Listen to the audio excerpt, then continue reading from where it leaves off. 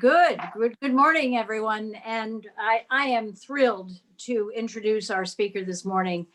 It is 3:30 in Mora, Sweden, where our speaker is speaking from. He is going to be doing a live walkthrough of the Zorn Museum, and the sun sets at 5:30 there, which is why we are meeting at 9:30 in the United States. I am absolutely honored to introduce Dr. Johan Cederlund to you. Dr. Cederlund is the director of the Zorn. He is the world's foremost expert on Anders Zorn, and you're going to see some of Zorn's work in a moment. He has a degree, a PhD from the University of Lund, and is an adjunct professor in art history at Uppsala University. Johan is a member of the International Council of the Preservation Society, which is how we have become not only good friends, but good colleagues. There are members of the International Council on our Zoom call today. I'm thrilled that the co-chairs of the council, Denis de Kergolay and Deborah Del Vecchio, are with us. And I'm also very happy that Pat Stensrud, who is the person who introduced us to Johan, is with us today as well. These are a group of people who are active preservationists worldwide. They provide great advice to the Preservation Society, and one of the leaders of that is our speaker today. Johan has 2 books under his belt: Classical Swedish Architecture and Interiors, and Anders Zorn, Sweden's Master Painter. They are beautiful books, so if you can get your hands on them, do. And he has mounted exhibitions around the world, one at the Fine Arts Museum in San Francisco, one at the National Academy in New York, which we all got to see a few years ago. Actually, around the world he's done so. So I am delighted to have you with us, Johan, and we are excited about seeing your museum. Thank you very much. Thank you very much, Trudy. Welcome everyone to Mora, Sweden. Good morning, everyone. I'm thrilled to bring you around for this tour in the Zorn Museum. You might wonder where you are. You are in Mora, Sweden, in the province of Dalarna. That's about 200 miles northwest of Stockholm, or 4 hours driving by car. This province is the most typical, the most traditional of all the provinces in Sweden. It's the heart of Sweden, famous for its blue mountains, for its deep forest and the bright summer evenings, and the big lake Siljan. This is from where Zorn came. Actually, he was born here in Mora in 1860, but he was not, sort of say, created here, because his father was a German brewer whom his mother Anna met during a seasonal work in the city of Uppsala, next to Stockholm. There were never any talk about marriage. She went back and gave birth to Anders in 1860, and so Anders Zorn got his father's name. However, he never met his father. His father died in Finland 12 years later. So Zorn was raised here, was born in a small farm, was raised by his mother and his maternal grandparents. And when he was 12 years old, he left Mora for school in another city. And then 15 years old, he was accepted at the Royal Academy of Fine Arts in Stockholm. He had a divine gift. He had a fantastic talent as an artist, and that was already clear at that time. Although he wanted to start as a sculptor, but the watercolor very soon became his medium. So most of the paintings I will show you now in the beginning of our tour are actually watercolor. He started to paint in oils about 10 years later, when he was 28, 29 years old. So here he is as a young man. So that's a short introduction. We are now in a building, the Zorn Museum, which is from 1939. So we are a little more than than 75 years here. Let's see some of his work. While Zorn was at the Art Academy in Stockholm, the last year there in 1881, he met a girl. It was during a portrait commission. He was supposed to paint a young boy, a 6-year-old boy, who was supposed to be guarded by his aunt, and the aunt, that was actually a young lady, the same age as Zorn. Her name was Emma. She came from a more cultivated Jewish bourgeois family in Stockholm. So she had a quite different social background than he. They were secretly engaged. That was 1881, as I said. They were both 21 years old, but there were not any talks about marriage because the social differences were so big. So Zorn had to prove for her family, the Lam family, that he could actually earn some money. So he went to Spain for half a year. Spain was a la mode, so he started to paint subject matters from Spain. And after that, in 1882, he moved to London and he tried to establish himself as a portrait painter.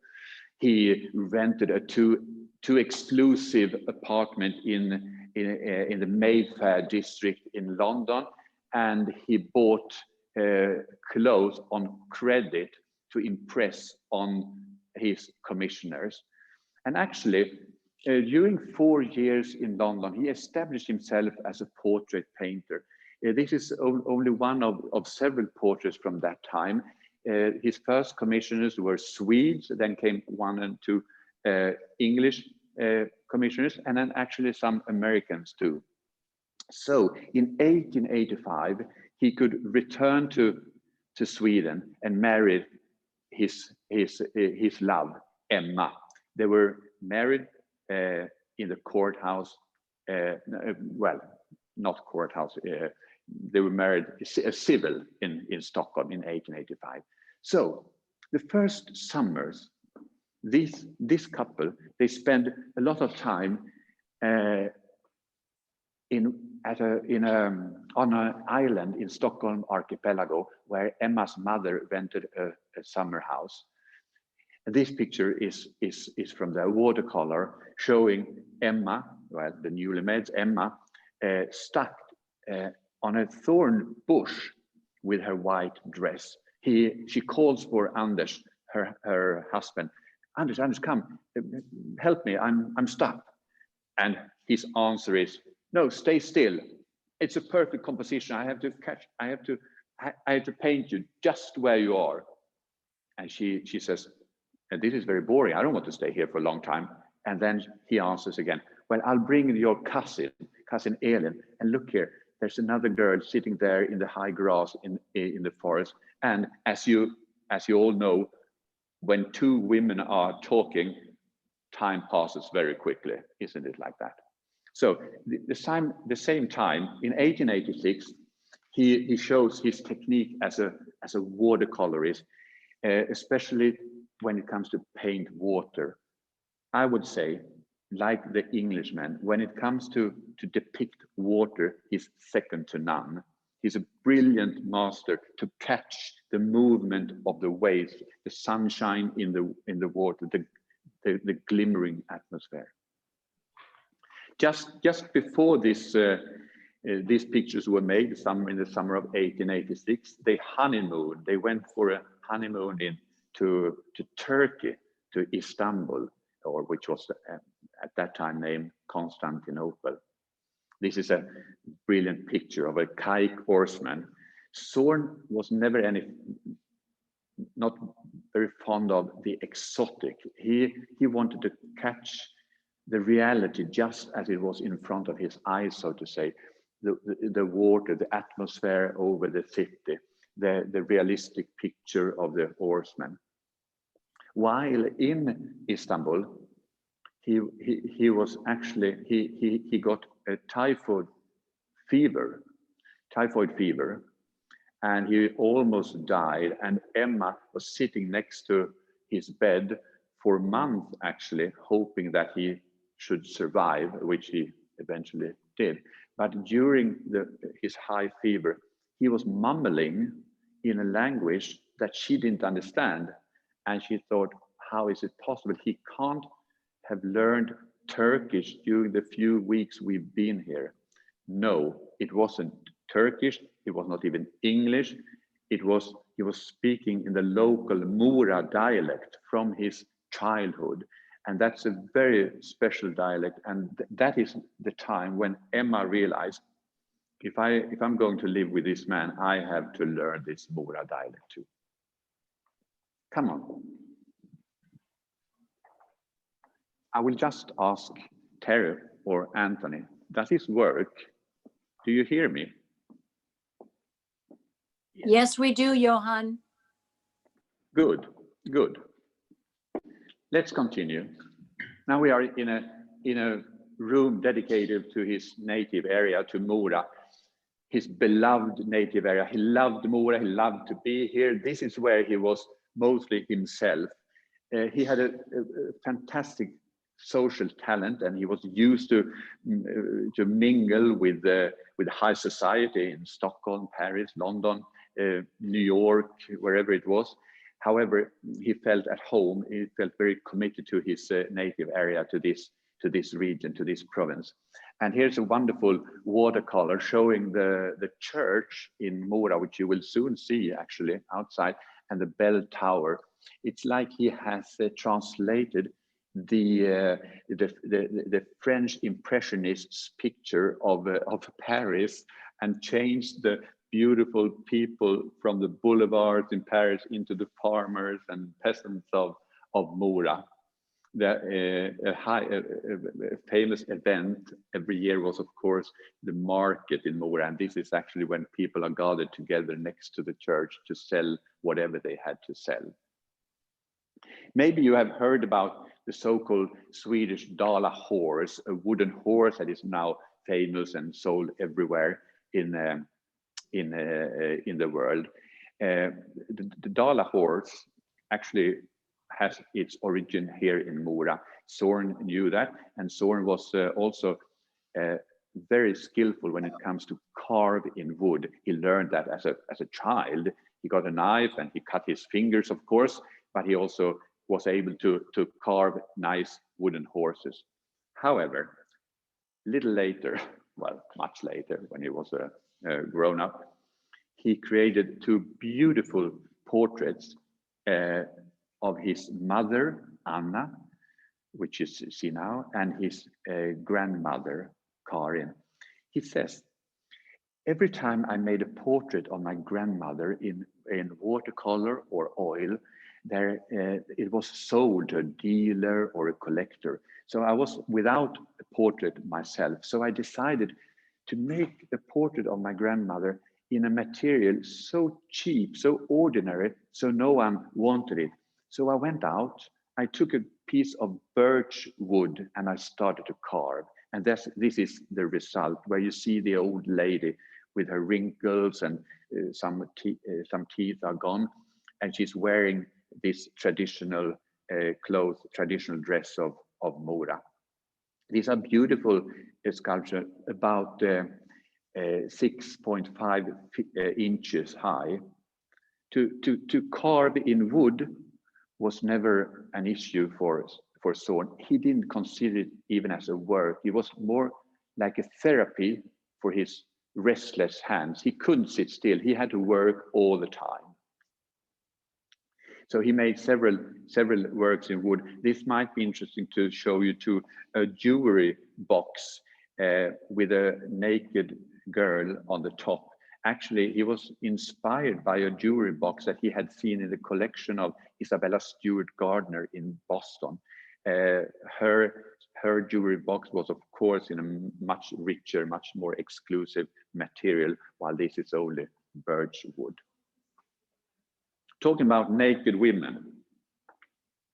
This is, as you sometimes say in American news, this will be very graphic. So close your eyes now if you can't look. Now, to paint nudes or nudes in open air, that's an old traditional theme for artists. Everyone or a lot of artists have done that in the history of art, so to say. Now, Zorn's contribution to this genre or to this theme was that he thought it was many times too artificial, that, you know, the models, they stayed in a painter's, in an artist's studio. They were laying on the couch like a porcelain figure with an apple in their hands, and they were called Venus, or they were standing there, you know, in a stiff position and called Diana in the woods. Now, Zorn didn't like that. He wanted to have healthy, white, Nordic women, just as they were created by God. And he brought them out from the studio, out in the nature, and he let them climb around on the shore, on the shores and water and next to the cliffs, just like this picture, a summer evening when when a woman is planning to take the last bath for the day. His goal was to create a harmony of light, of colors, where her body, the naked woman, the naked force is blend with the cliffs, and to create a kind of mother of pearl symphony. So it's more a problem of lights or a challenge of light than it is to depict the naked woman in itself. So I would say, as the best, they give this genre a very sensual atmosphere, feeling. All right, here we are. Let's see now. We have an old black and white film here of Zorn, showing Zorn together up north with in so-called Lapland, with the people living there. You can see Anders Zorn is wearing a wolf fur coat. Well, the same wolf fur coat is on this in this self-portrait by Zorn. He painted this when he was 50 years old in 1915. This is actually painted in oils. However, the technique is he uses so little pigment, so it gives an impression of being a watercolor. He uses the technique of watercolor. It's like the Spanish artist Velázquez. With a minimum of color, he can create a maximum of effects. Look, 55 years old, my age. So he had a tough life. I'll be talking more about that later. Portraits. Let's see portraits.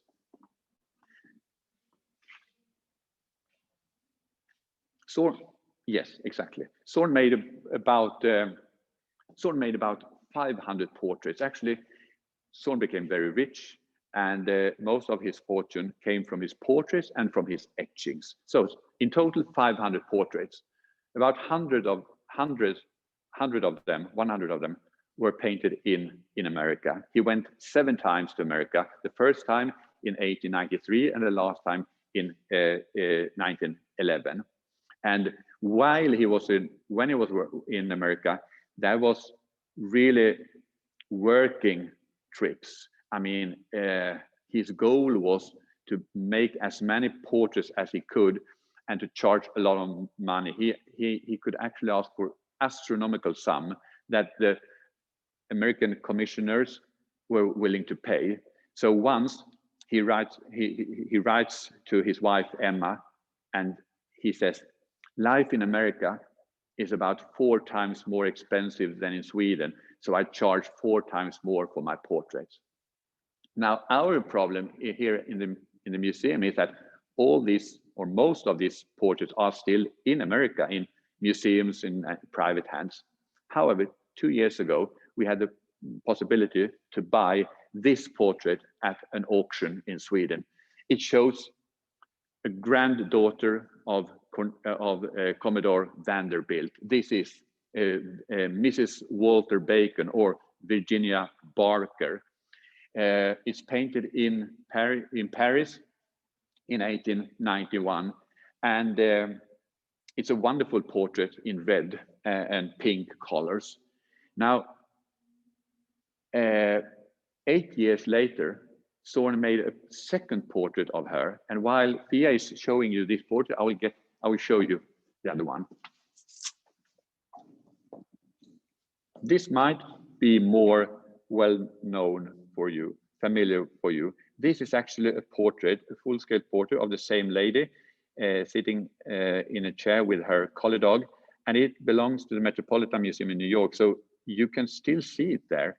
So I'm so proud when I come there. So every time I go to Metropolitan, I skip the Titian, Velázquez, Rembrandt, and I go to the Zorn room.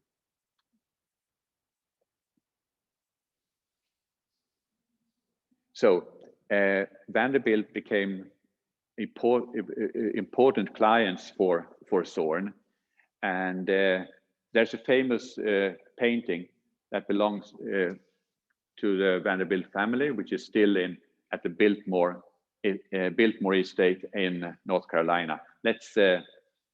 I won't show you that one, but I will show you an etching of the same portrait. First, we are passing a room with pictures of water, and I just want to show you one photo made by Zorn. It's taken in Venice, and it actually shows Isabella Stewart Gardner together with Emma Zorn in a gondola. They were the couple Zorn. They were invited to Venice by Isabella Stewart Gardner and her husband in 1894. That's the time when Zorn made that famous portrait of his hosts when she's standing in a doorway just like this. It belongs to Isabella Stewart Gardner Museum still. Now, I told you about another picture, another painting that is owned by the Vanderbilt family, and that's this one. It's called The Waltz, and it's a wonderful image of from Paris at the La Belle Époque. Zorn and his wife, they were living in Paris for 8 years. I'll be back to that in a moment. So what we have here at the museum is an etching of the same subject. Zorn became very famous for his etchings. He was really interested in this technique. He made about 290 etchings in total. We don't know how many of each, because they were not numbered, but we know that the prizes he reached, there were very few artists who could compete with his prizes. Whistler was one of them, and Rembrandt was the other one, but Rembrandt was actually dead since 300 years. Rembrandt was Zorn's role model, and Zorn collected Rembrandt prints. He was inspired by the way that Rembrandt experimented with the technique, and he was inspired by his compositions. I will show you an example. Zorn collected Rembrandt etchings. We have about 180 different etchings by Rembrandt. This is one of them by Rembrandt, self-portrait with his wife Sascha, made by the artist when he was 30 years old. That was, of course, made in 1636, though. And Zorn used the same composition when he was 30 years old, depicting himself working with the same etchings we are looking at, and with his wife Emma in the background. So he used Rembrandt and Rembrandt etching in many ways. In general, Zorn was famous for the technique that he could translate his free paintings, his free brushwork into etchings, and he often worked like this with a lot of parallel lines with which he built up, he created the motif very freely. That's a horse rider, and here we have a model from Paris, a famous Prima Ballerina, a ballet dancer at the Paris Opera.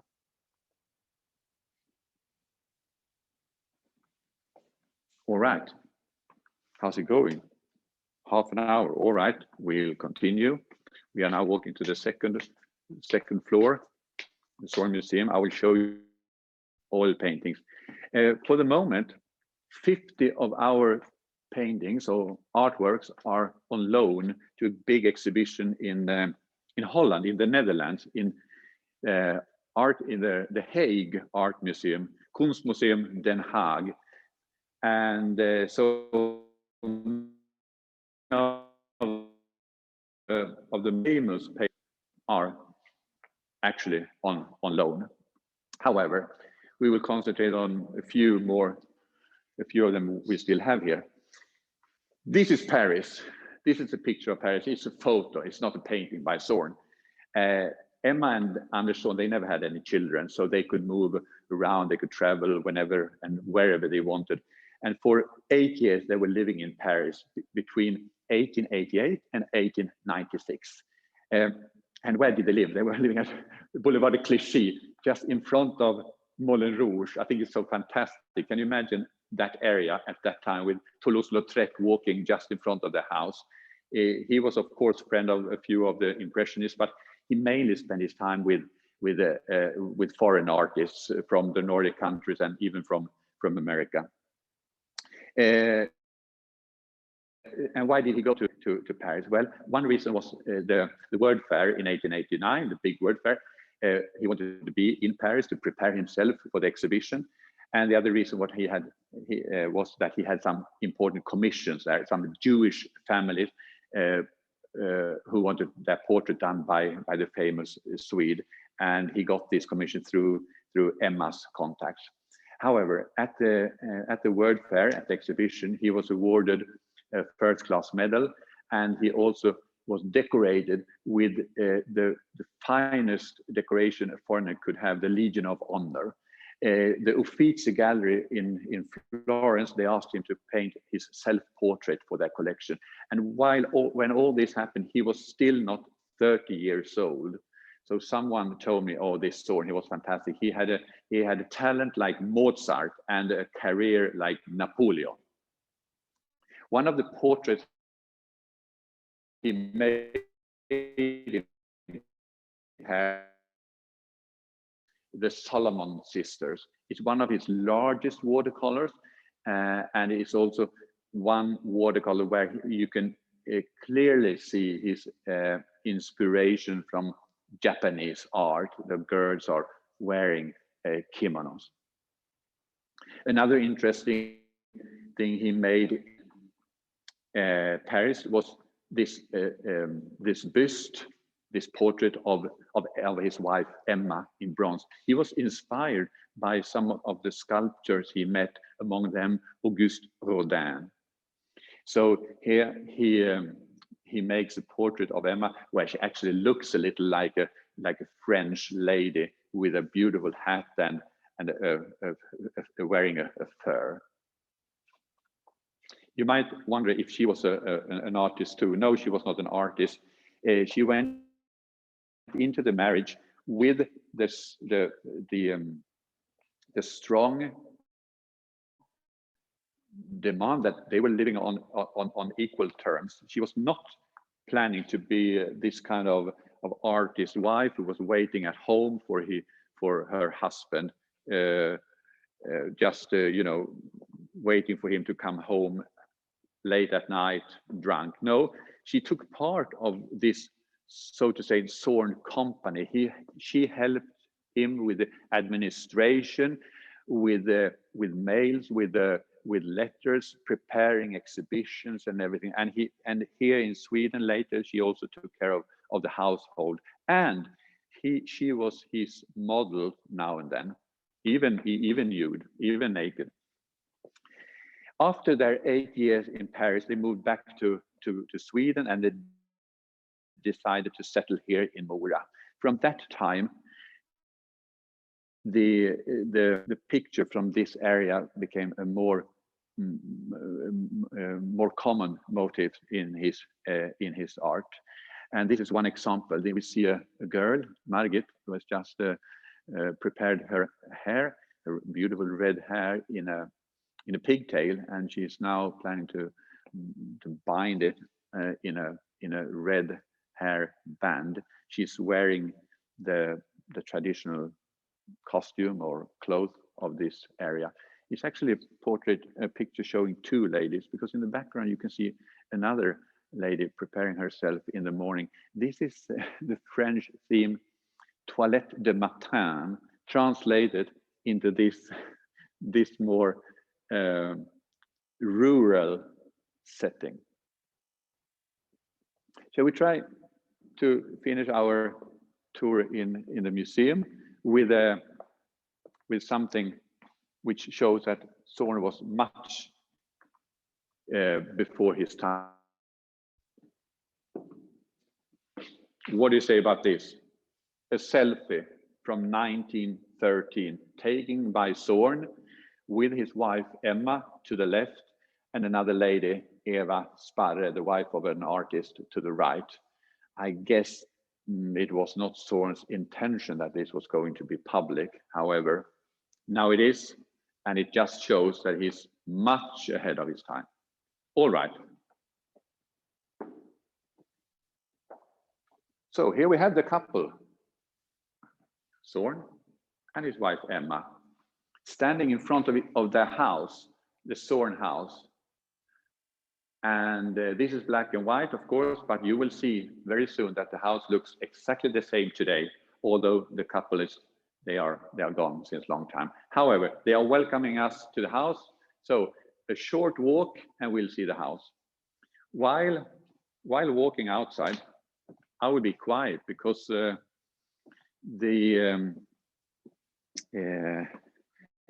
connection might be a little bad. So you will enjoy the nature, and actually you will enjoy to see the first snow, because yesterday we had snow here in Mora and it's still there. It will disappear. It's too early, but it's a shock for all of us, and we are not prepared. We have snow a long time of the year, but we don't want to have snow in October actually.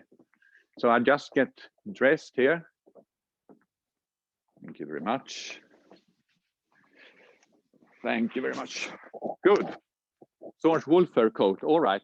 So join me to the house. I won't speak for a few seconds or a minute.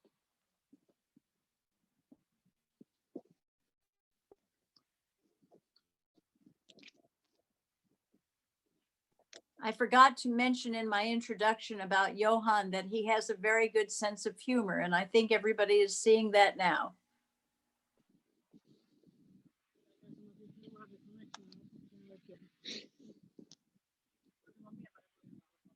Bra.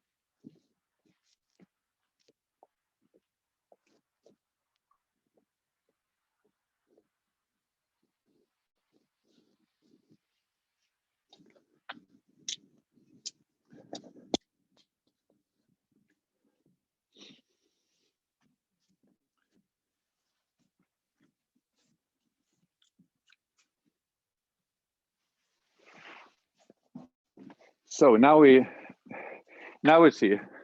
Can you hear me? Yes, we can hear you, Johan. Good. Welcome to the Zorn House. We just entered through the main entrance, And maybe you saw the church in the background while we were walking here, and you saw the studio. My colleague will show you the studio. That's his famous studio. That's actually where he painted many of his paintings. It's an old log cabin, a log cottage from, well, this is not too old. It's from 90.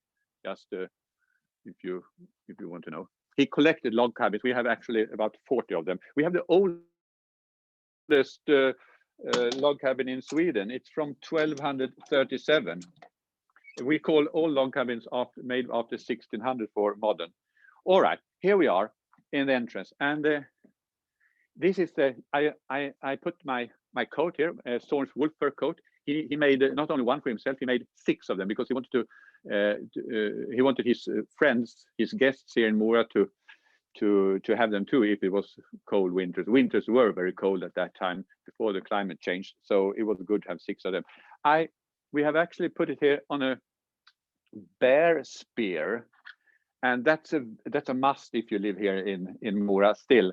You know, when my wife and I, when we go out in the forest for a walk, I always tell my wife not to forget the bear spear.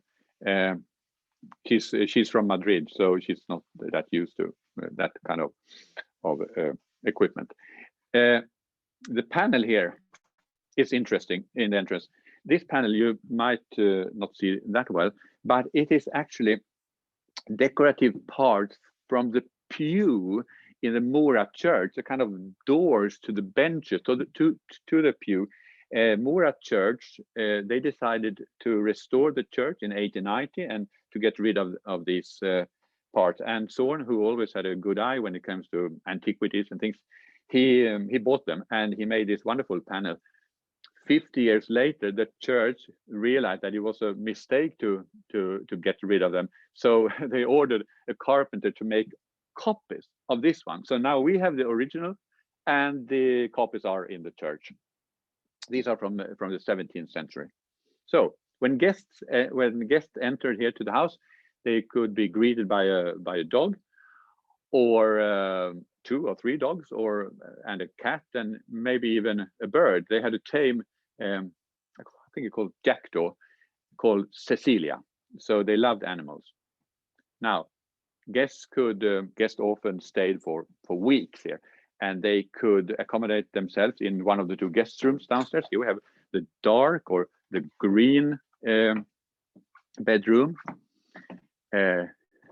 This is where an American lady, Bartlett, once stayed, and Zorn's friend Carl Larsson, another famous Swedish artist, also stayed here during his visits in Mora. And here, the other guest room, I'll let you in here. This is the light or the white bedroom. This is where one of the princes in Sweden, Prince Eugene, often stayed, and he even made the pictures on the wall and gave them to Zorn during one of his visit. This is it's a Gustavian room. It's a neoclassical interior with furniture painted in white and gold, in an attempt to make them even more Gustavian than they were. I hope you have had your breakfast, because we are now entering the kitchen. I'll talk a little about the food. Zorn collected things. He was a great collector. However, maybe more quantity than quality. We have about 20,000 items in the collection, and as I said, we have at least 40 houses. Sometimes we say we have 60 houses in the kitchen. The kitchen area consists of 4 rooms, but this is the main kitchen with a very modern thing. This water heater is actually that gives not only a kind of central heating to the house, but also can supply the house with warm water. This thing was bought in America in 1898, and they didn't really know how to install it, so they needed to have help from America too. While in what did they eat here? Zorn liked the traditional food from this area, and of course meat and fish, and so one of his favorite meals was actually squirrel soup. Soup on squirrel. Yes, I know that some of you are very fond of that. We don't eat it that much nowadays. My wife often ask about it, but I say no, and it's very difficult to get a good squirrel nowadays. You have to go to Germany, actually. I don't think they even sell them in Sweden. He was also drinking quite a lot. I will come back to his drinking soon. First, I want to show you this very special thing. I don't know if you know what a tile stove is. This is a very Swedish thing. It's an invention from the 18th century. It's a very efficient, effective heating system, because if you have an open fireplace, you know that 90% of the heat just disappears. In this system, the pipes goes up and down in the masonry, and it keeps the heat much longer. So if you put a fire in the evening, it's still warm in the morning. There is a few of these tile stoves here in the house, but there are also open fireplaces. Now, welcome into the dining room. Zorn bought this plot of land in 1886 when he was only 26 years old, and he moved here a small log cabin that he inherited from his grandparents.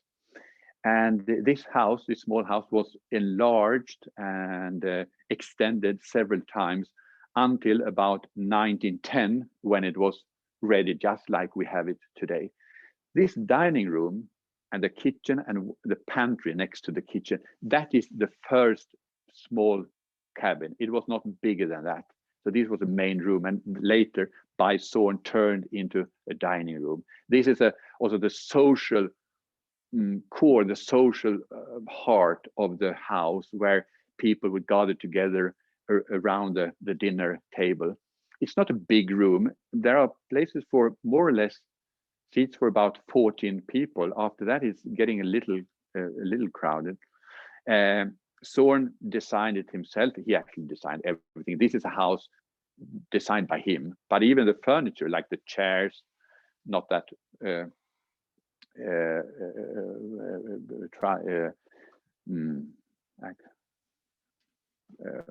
well, it's not so easy to sit on them. And he painted. He chose the color scheme, red and green, which are colors from the Mora dress. And he even painted himself the ceiling and the doors and everything. He was sitting always here in the light under the lamp, and Emma was sitting on the opposite side of the table, and she could call for the servants with this little bell. Here you have a rather modern system. They ate and drank here, and you know what? When they served aquavit, they served it in silver goblets, and the size of the goblets, they were different from the smallest to the largest, and you were served in a goblet as opposed to how much you could drink, so to say. So I guess Zorn was in one extreme, and maybe his wife was in the other extreme, and you had to, I suppose, work your way up to the big size. They didn't throw the porcelain or crystal or silver behind their back like in Russia. No, it was a little more civilized there. Still, this room is used about once a year by the board of the museum. They don't get any financial, they don't get any salary for being in the board, and they don't give any money to the museum either, donate any money like in America. But they have one dinner here at the Zorn House, and they think that's very charming and very valuable, so to say. Talking about the board, this Zorn, they always had people working here, 6 to 8 people, one in the kitchen, one in the garden, the chauffeur, and so on. And most people liked to be here because they had a good salary and they had other advantages. And the Zorns, they pay their salary depending on their needs. So if you had a big family, you had a higher wage or a higher salary than if you were a single person. That was, of course, very attractive. And we, my colleagues and I, we tried to tell to the board today that we really would like to go back to this system, because we are in great need, all of us. There's no limit, more or less, of our needs. But they always say, no, you are in the cultural business. It's a minimum wage. All right, let's go up.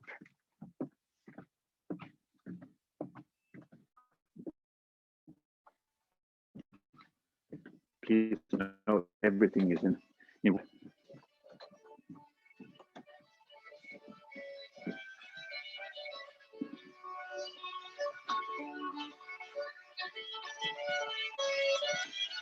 When Zorn had his dinners here, after dinner, people walked up through the stairs just like we, and then they were gathering together here in the great hall, and there were often music. Zorn loved music.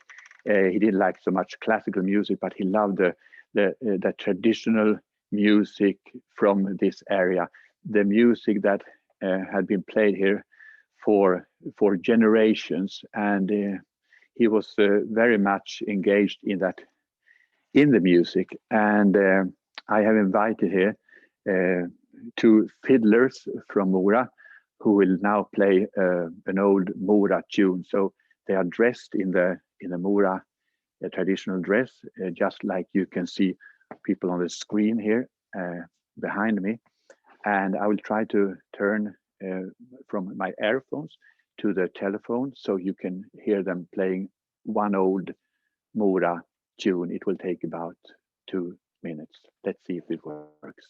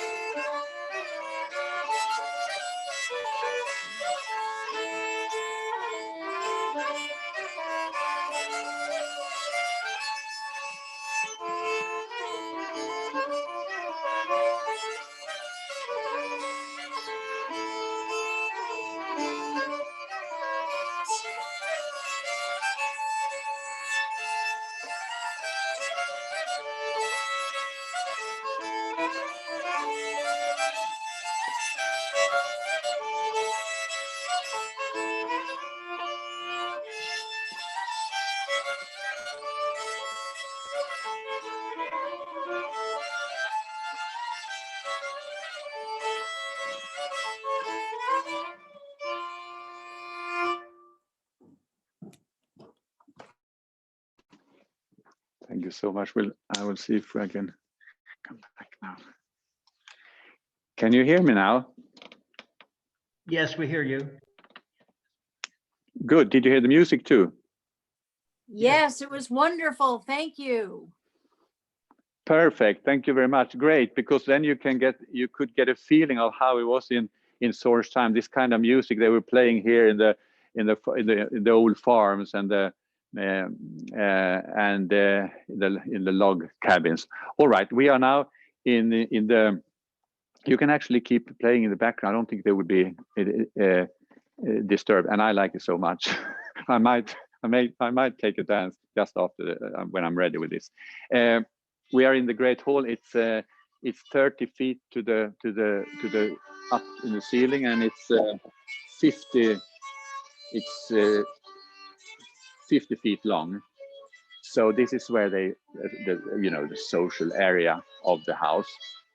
And this is also Zorn's foremost example as an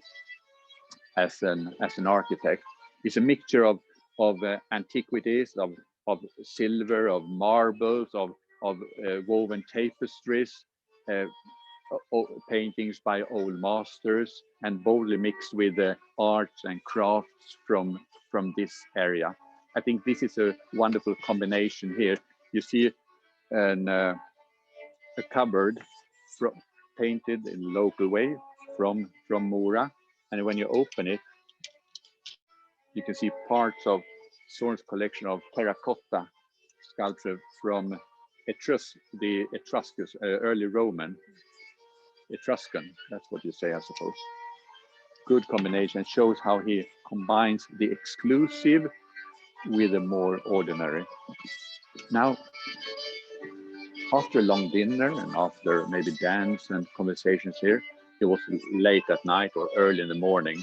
And then they always like to finish the night on this small balcony to east, could see the first rays of sun coming up in the morning just before he went to bed. Zorn always went to bed as the last one, but he was up next morning as the first person because he had to work. He was a workaholic. He even if he had guests here, he always wanted to work.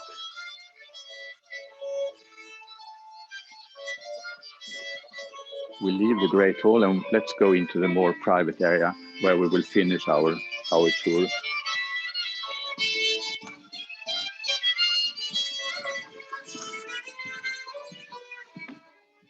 There are a more private area where Emma has 3 rooms and Zorn 2. This is Emma's drawing room where she spent a lot of time when she was a widow. Zorn died 60 years old in 1920, and she lived another 22 years until 1942. She dedicated her last 20 years to create this institution, the Zorn Museum. It was she, not Anders Zorn, who built the museum in 1939. She had an important role to play here in the local area. She was a very cultivated, sophisticated, intelligent woman. She was reading as long as she could, as long as her eyesight permitted her to read. Later, the last years, when she couldn't read herself, she had young women reading for her, and it was okay. But if they pronounced a French word wrong, she immediately told them that. So her drawing room is connected to her bedroom and library. But before we go into their room, we will pass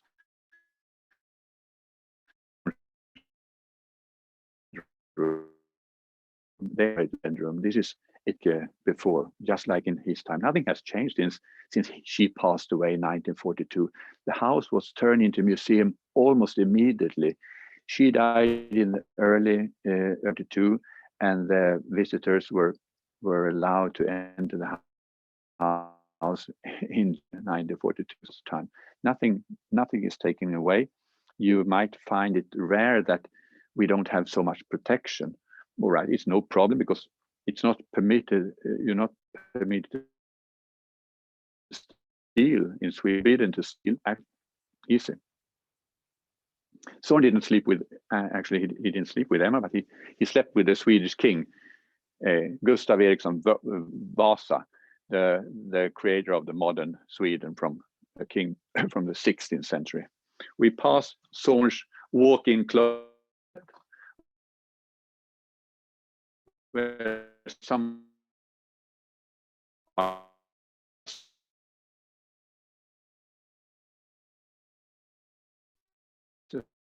painted some of the dogs in the house. They had like 20 dogs in total during all the years, but not all 20 at the same time, of course.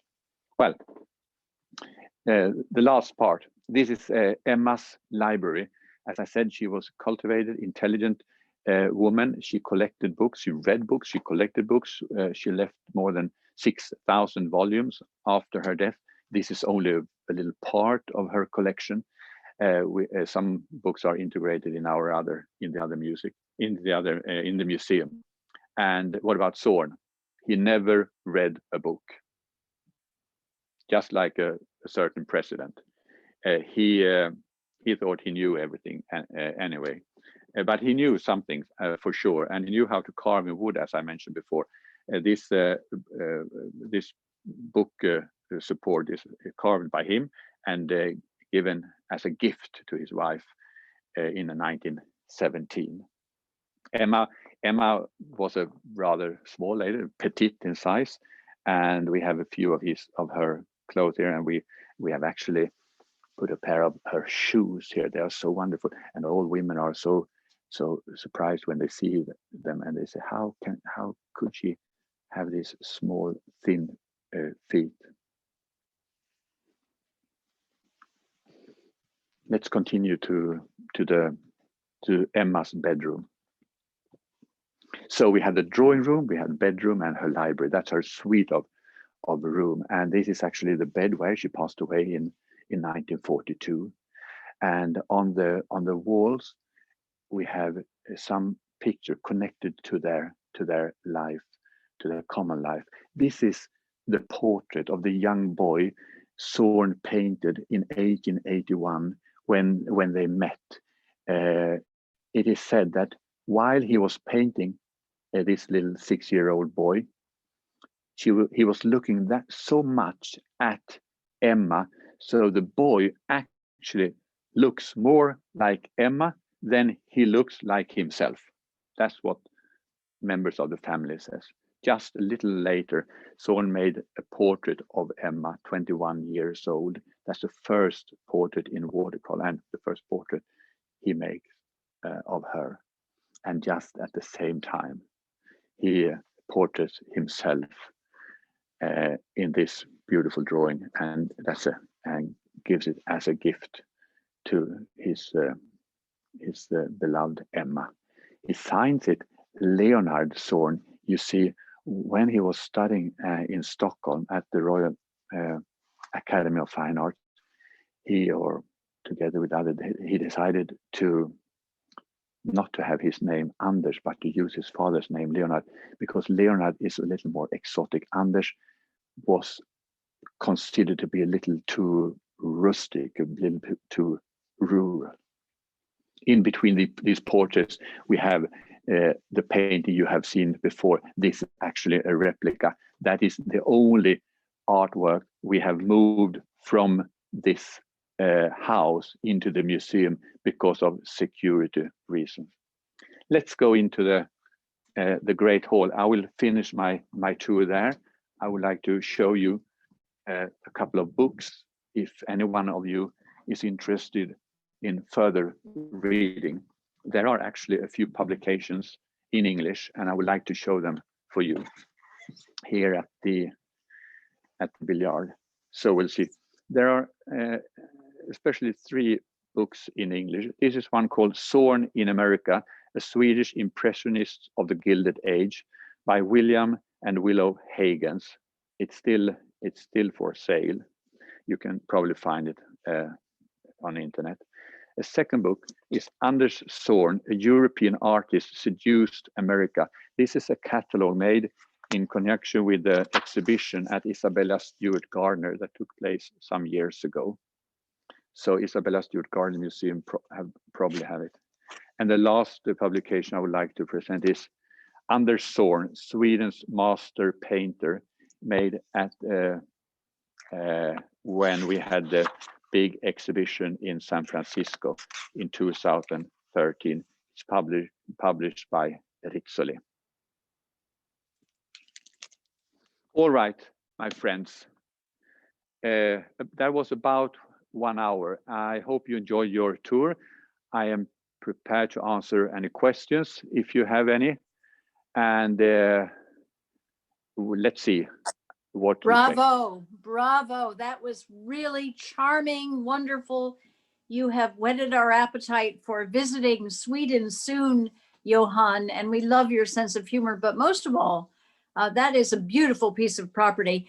There are a number of questions. One is greetings from Vizcaya in Miami, where we currently have 2 portraits by Zorn. Question, sometimes there seems to be confusion between Zorn paintings. As far as you know, did Zorn ever make more than one version of a portrait? Or is there ever a Nyholm portrait copy that is mistaken for a Zorn, or vice versa?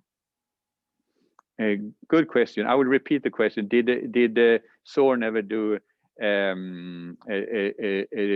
two portraits, so to say, 2 equal portraits, repeat himself? No, the truth is no. He never made the same portrait twice. Sometimes there are sketches. Zorn had a wonderful technique.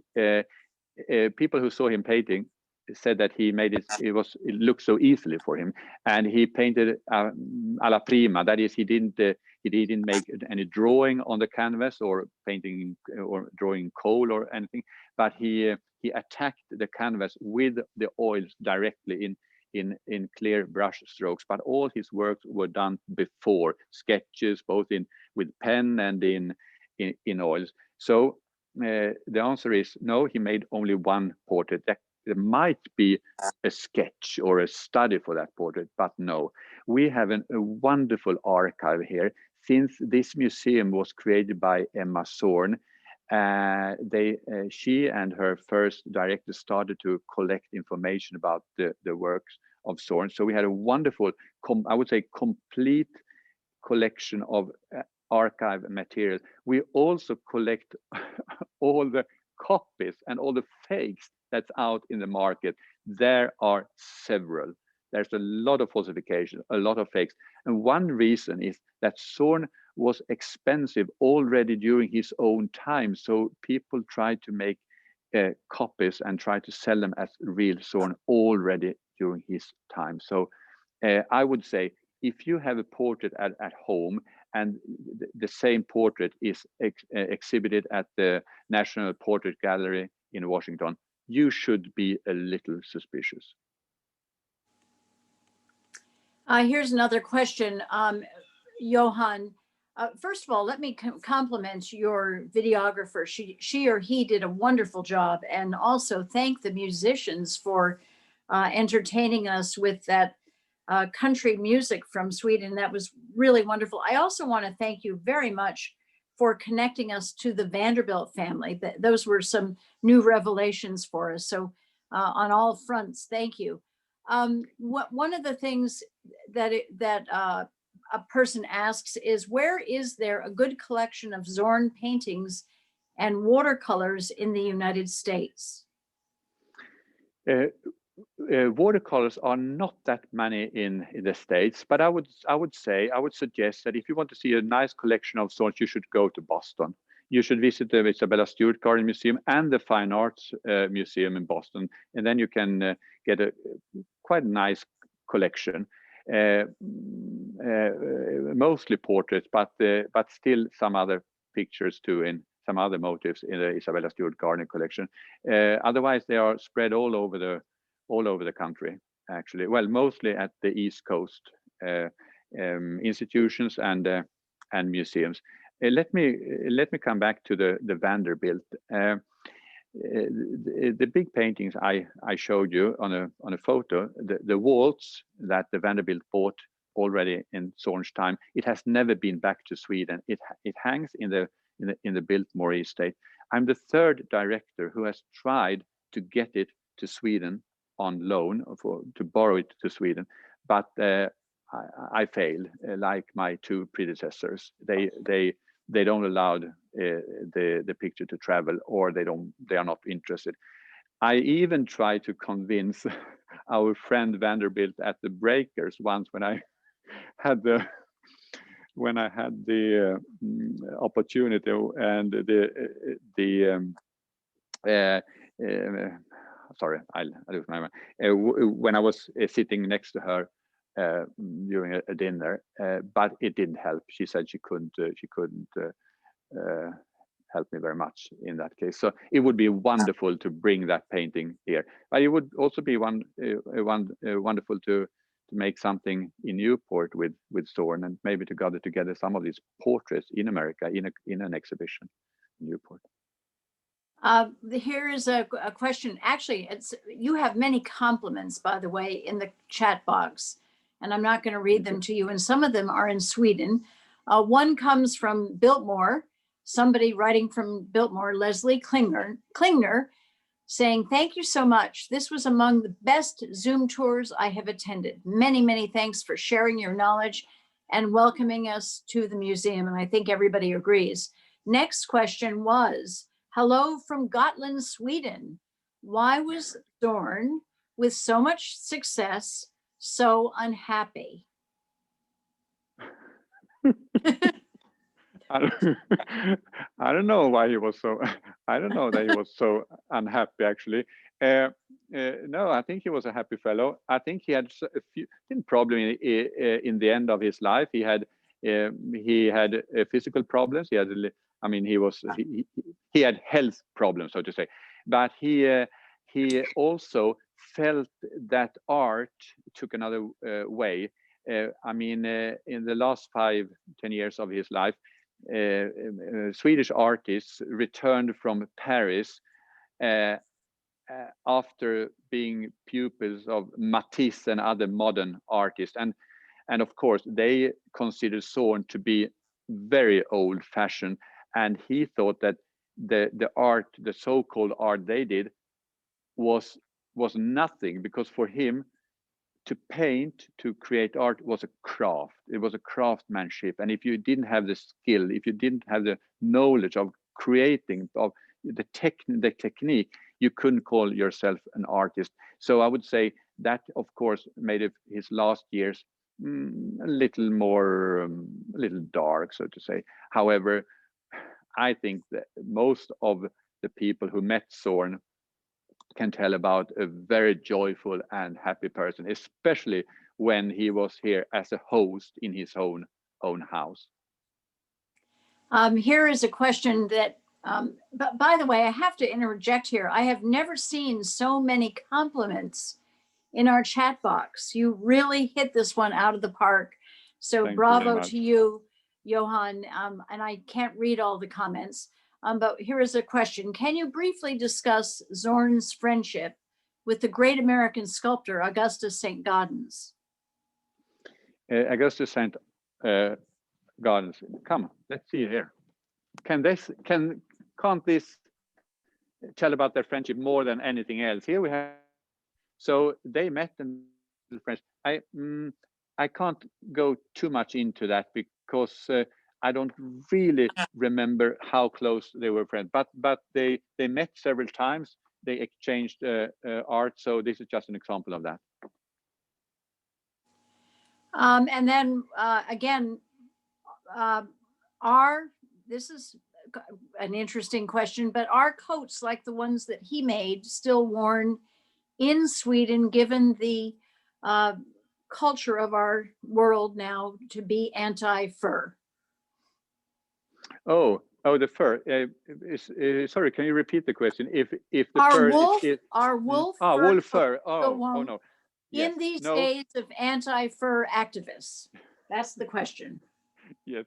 Sorry, I'm laughing, but no, you don't see any wolf fur today, and you're not even allowed to shoot a wolf. We don't have that many wolves. There are wolves in this area, but you should be very lucky if you see a wolf, so to say, and you should be even more lucky to see a bear. I mean, even if they exist here, it's very difficult to see them. They are very shy, and no furs, and there are very few furs at all in general now. Young people, they don't wear fur. We are lucky to have these 6 furs, and I was, as you saw, I was wearing one of them. They are museum objects today, and this was probably the first time I used it actually for you. Thank you, Johan. And I have to ask this question because it was asked, what kind of bears are there in Sweden?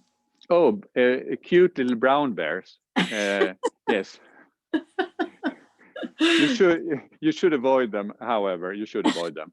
But they normally avoid you before you even see them. It's not like, you know, they don't enter your garden or anything like that. They're out there in deep forest and you don't see them. They might be there, but you don't see them. And then I'm going to ask two final questions. One is, someone has asked you to speak in Swedish, say something, but maybe you can conclude. Before you do, what is considered to be Zorn's best, most important work? And then this writer says, thank you for a truly wonderful tour. Thank you very much. I would say that one of his most famous pictures is actually, it's the one called Midsummer Dance. It belongs to the National Museum in Stockholm. And that is actually one of the very, very few pictures he has made in two versions, a little different from each other. The second version is still in private hands. And if there is any artwork, any painting by Zorn that I would like to have here at the museum, it is this Midsummer Dance, because it is depicted here in Mora, and it's this Swedish tradition, and you know, the dresses and everything. So that's a wonderful picture. Maybe one of his most famous. Although also one of this self-portrait in wolf fur coat and his self-portrait in red, which is now at the exhibition in The Hague, they are also very, very famous. So there are a few of them. I will tell you in Swedish how much I have appreciated this tour. Jag tackar absolut väldigt mycket från mitt hjärta för att ni har varit här och lyssnat på mig. Jag tycker det har varit fantastiskt roligt. Det hade varit mycket lättare om jag hade fått prata svenska än engelska, för det är alltid lite svårt att tala på engelska, men tack så mycket. I said that it would have been even easier for me to take this tour in Swedish. However, I tried my best in English. I hope you understood something of what I said. Well, on behalf of the more than close to 200 people, Johan, it was an excellent tour. We have 30 more comments in the chat box, all commending you, saying that it was the best Zoom tour they've ever heard. Thank you very, very much. And we all can't wait to come and see you. And this is why Johan Cederlund is on our International Council. We are blessed to have very good friends and colleagues like him in our field. So congratulations, bravo. Thank you very much. Thank you to all of you that you participate in this tour. Thank you very much, and welcome to Sweden, I must say.